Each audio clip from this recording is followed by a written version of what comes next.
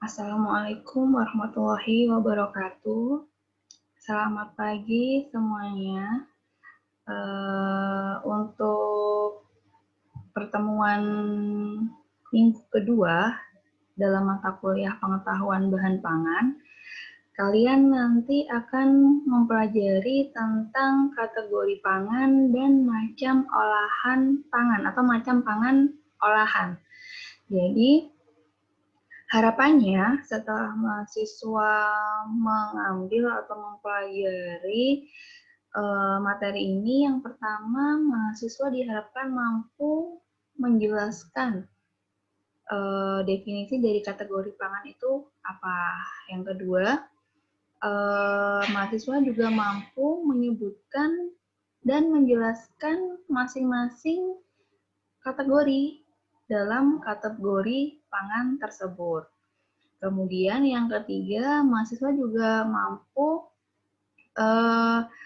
mengklasifikasikan produk mana saja dan dia tergolong dalam kategori pangan nomor berapa. Selanjutnya yang keempat, mahasiswa diharapkan mampu menjelaskan definisi dari pangan olahan, dan yang terakhir, mahasiswa diharapkan mampu menyebutkan dan menjelaskan macam dari pangan olahan beserta karakteristiknya. Seperti itu ya. Jadi untuk pertemuan kedua ini kita akan membahas tuh sebenarnya pangan itu dikategorikan dalam beberapa kelompok atau beberapa kategori seperti itu ya. Nah, untuk lebih detailnya, mari kita masuk ke materi. Seperti yang sudah disampaikan pada pertemuan sebelumnya, yang dimaksud dengan pangan itu adalah segala sesuatu yang berasal dari sumber hayati, baik itu produk pertanian, perkebunan, kehutanan, perikanan dan kelautan, peternakan, kemudian masuk juga di dalamnya adalah air, baik yang diolah maupun yang tidak diolah, namun tujuannya untuk dikonsumsi oleh manusia. Kemudian termasuk juga dalam bahan tambahan pangan, bahan baku pangan, dan bahan lainnya yang digunakan dalam proses penyiapan, pengolahan, dan atau pembuatan produk pangan itu sendiri. Itu ya. Nah, kemudian di sini kita akan masuk ke dalam bahasan kategori pangan. Apa sih yang dimaksud dengan kategori pangan? Menurut peraturan BPOM, kategori pangan adalah pengelompokan pangan berdasarkan jenis pangan yang bersangkutan. Jadi, yang dinamakan kategori pangan itu adalah pengelompokan pangan berdasarkan jenis pangan tersebut. Nah, kategori pangan diatur pada Peraturan Badan Pengawasan Obat dan Makanan atau BPOM nomor 34 tahun 2019. Di situ juga dikatakan bahwa setiap orang yang memproduksi dan atau mengimpor pangan olahan untuk diperdagangkan dalam kemasan eceran harus memenuhi kategori pangan. Gitu ya. Jadi produsen, baik itu perorangan ataupun perusahaan yang memproduksi atau mengimpor pangan olahan itu harus memenuhi kategori pangan yang sudah ditentukan. Selanjutnya, yang dimaksud dengan pangan olahan adalah makanan atau minuman hasil proses dengan cara atau metode tertentu, dengan atau tambahan makanan. Jadi yang dimaksud dengan pangan olahan itu adalah produk, baik itu produk makanan atau produk minuman, hasil dari proses pengolahan dengan menggunakan metode tertentu. baik itu diberi tambahan pangan atau tidak. Nah, pada dasarnya untuk pengolahan pangan itu dibagi beberapa macam. Ada yang minimally proses, ada yang memang prosesnya itu meliputi beberapa tahapan proses yang cukup kompleks seperti itu. Gitu ya. Jadi walaupun dia diolah secara minimal, dia juga termasuk dalam pangan olahan. Kemudian kategori pangan diterapkan dalam penyusunan standar dan atau persyaratan keamanan, mutu, dan gizi pangan. Jadi, kategori pangan ini juga diterapkan, juga membantu dalam proses penyusunan standar atau persyaratan keamanan, mutu, dan gizi pangan. Jadi, masing-masing produk itu, masing-masing jenis mempunyai standar atau persyaratan baik itu keamanan, mutu, dan gizi yang berbeda-beda tergantung pada jenis dan karakteristik dari pangan tersebut. Dan lebih mudahnya, kita juga bisa mengacu pada kategori pangan itu sendiri. Kemudian, standar dan atau persyaratan keamanan, mutu, dan gizi pangan yang dimaksud itu meliputi yang pertama, penggunaan BTP atau bahan tambahan pangan. Yang kedua, penggunaan dan atau residu bahan penolong. Ketentuan cemaran, baik itu cemaran kimia, mikrobiologi, atau cemaran fisik. Kemudian ketentuan klaim, ketentuan takaran saji, pedoman pelabelan informasi gizi, dan yang terakhir penggunaan kemasan pangan.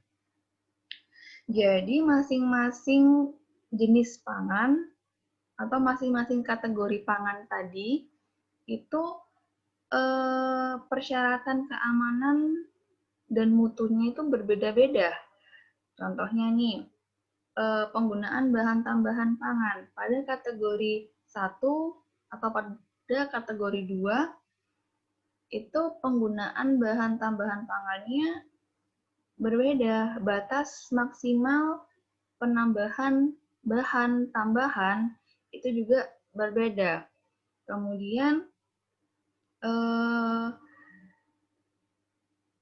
di produk itu ada juga yang dinamakan dengan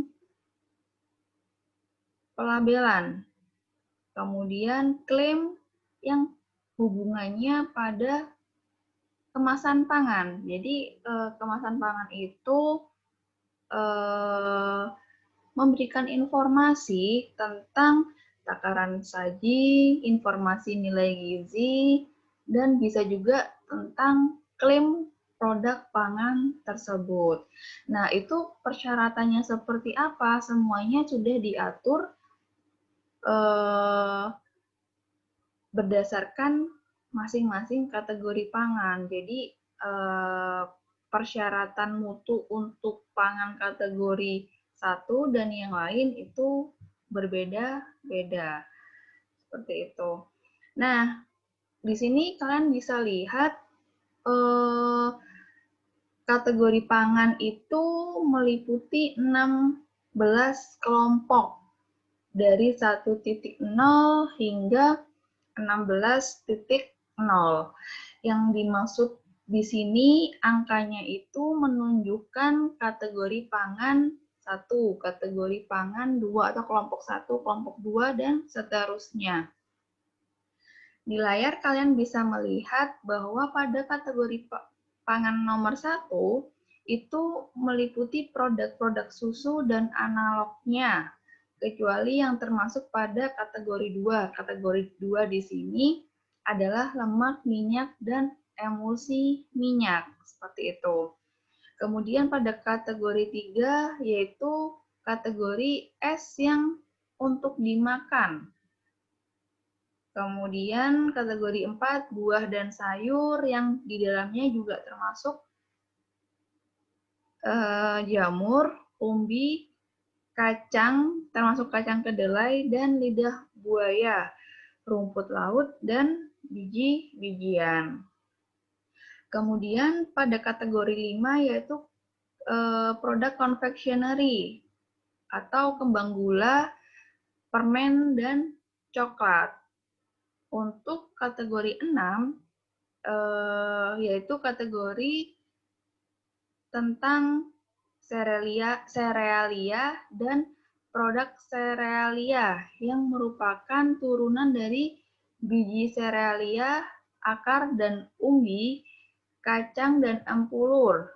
Tidak termasuk produk bakery, maksud saya di situ salah ya, salah penulisan, dari kategori 7 dan tidak termasuk kacang dari kategori 4.2.1 dan 4.2.2. Kemudian pada kategori 7 itu adalah produk bakery. Kemudian di kategori 8 adalah daging dan produk olahan daging, yang di dalamnya juga termasuk daging unggas dan daging hewan buruan. Jadi daging hewan buruan itu yang seperti apa, itu juga akan dijelaskan pada peraturan ini. Nanti di belakang ada penjelasan lebih detailnya ya. Kemudian pada kategori 9 itu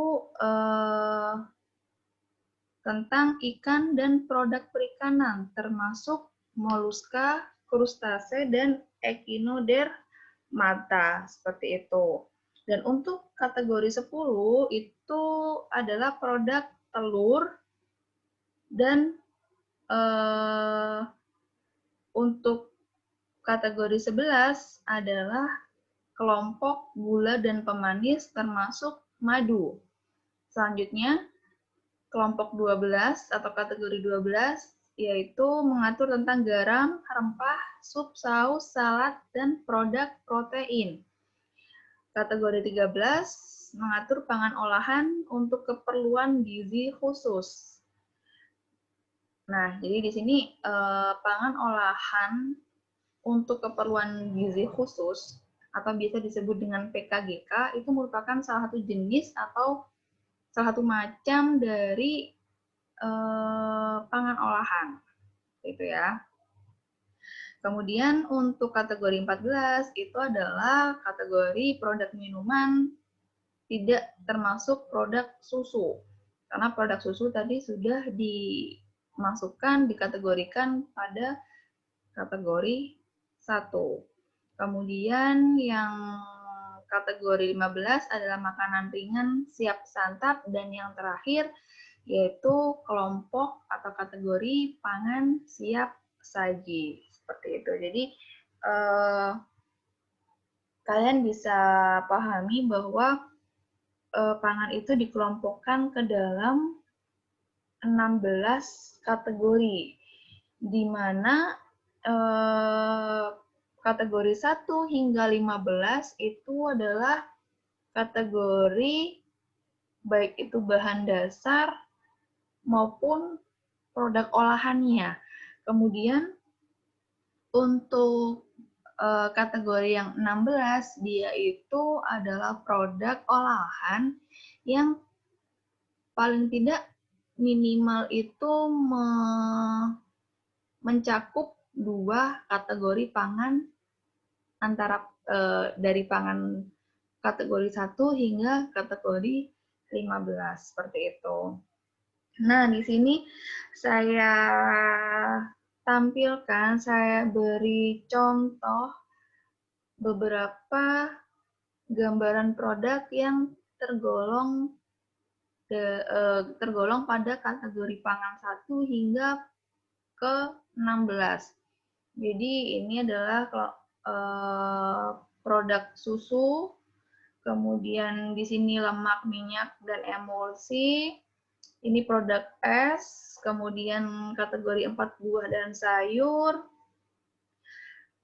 Kelompok 5 produk confectionery, bisa itu kembang gula, permen, atau coklat, kemudian serealia dan olahannya.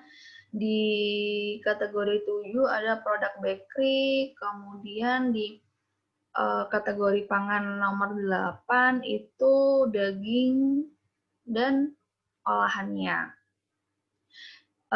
Untuk kategori 9 di sini ada ikan dan produk olahannya, kemudian telur dan produk olahannya di kategori 10. Kemudian untuk kategori 11 itu mengatur gula, pemanis, maupun termasuk juga madu. Di sini untuk nomor 12, kategori 12 itu adalah garam, rempah, dan kategori 13 itu adalah pangan olahan untuk gizi khusus. Di sini kenapa saya menampilkan bayi? Karena bayi itu merupakan salah satu kelompok yang banyak ditemui produk-produk jenis untuk keperluan gizi khusus. Contohnya bayi yang mempunyai intoleransi terhadap susu sapi atau yang lain, atau punya intoleransi terhadap pati atau sejenisnya. Nah, kemudian untuk kategori 14 di sini adalah produk minuman selain produk susu. Di nomor 15 ini ada makanan ringan, dan yang terakhir adalah pangan olahan atau pangan siap saji, seperti itu. Jadi kalian harus pahami bahwa terdapat 16 kategori pangan yang telah ditetapkan oleh BPOM.